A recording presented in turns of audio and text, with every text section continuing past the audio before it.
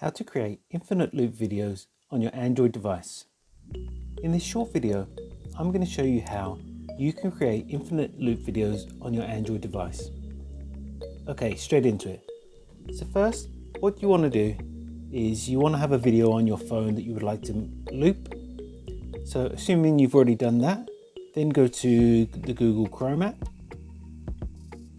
and navigate to this website, convertio.co/mp4-GIF.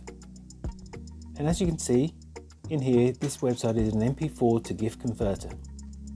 So first what you want to do is click on choose files, then click on files. Next, navigate to the location of the file that you would like to turn into a loop video. So it's probably going to be in your gallery, so I'm just going to go there. Next, select the video that you would like to use. You can also select multiple videos if you would like. Then click on done.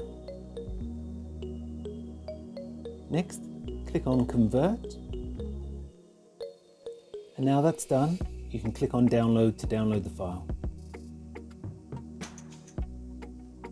So the file's downloaded. This will now be saved in my gallery. If I just click on open file, it's going to open this video. So now this video, which was only 3 seconds long, is now infinitely looped. And that's all it takes to create an infinite loop video on your Android device.